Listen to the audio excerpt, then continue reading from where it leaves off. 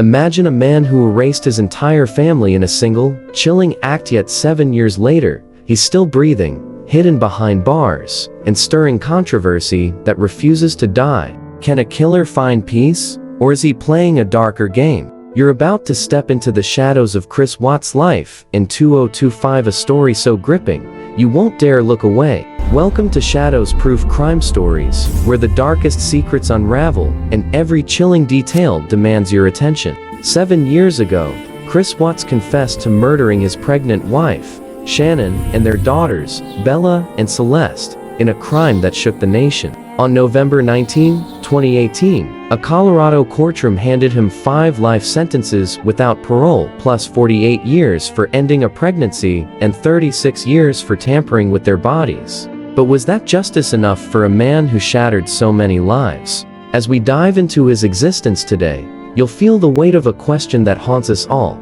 Is he truly broken, or is the system letting him rewrite his story? Picture this. Behind the towering walls of Dodge Correctional Institution in Wisconsin, Watts lives in protective custody not out of kindness, but necessity. Transferred there in 2018 for his own safety, he's a target in a maximum security prison where violence simmers and his label as a child killer marks him as an outcast. Isolated for up to 23 hours a day in earlier years, he's cut off from the prison's social pulse. His days reduced to meals, showers, and custodial work, mopping hallways with a bucket that echoes his endless sentence. Can you imagine the silence pressing down?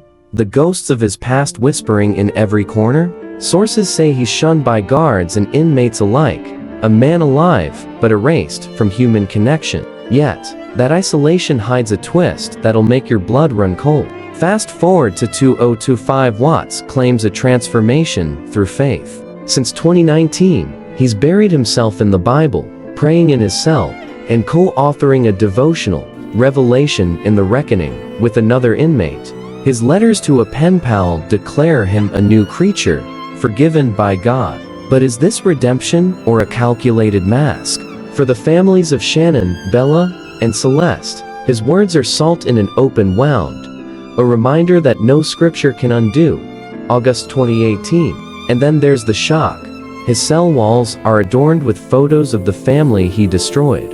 A 2019 petition with over 20,000 signatures begged to remove them, but the law said no. Those frozen smiles, Bella at 4, Celeste at 3, stare back at him daily. Does this punish him with memory or comfort him in his solitude? The unease lingers, pulling you deeper into his twisted world. But wait, there's more. Watts receives fan mail.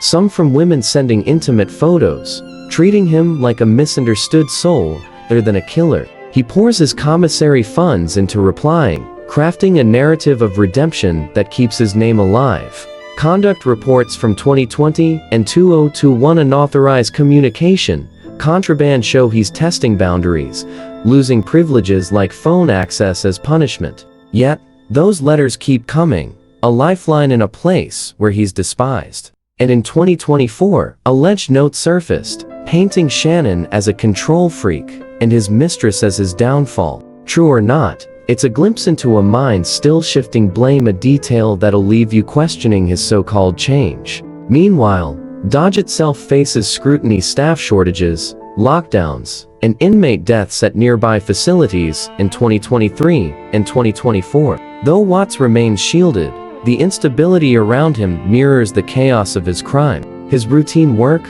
exercise, cell ticks like a clock he can't stop.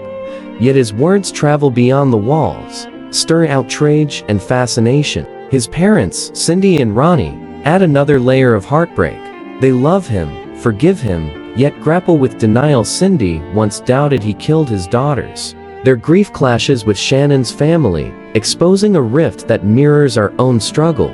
Can forgiveness coexist with justice? So, here we are, Chris Watts, a man punished yet paradoxically empowered by letters, faith, and photos that defy logic.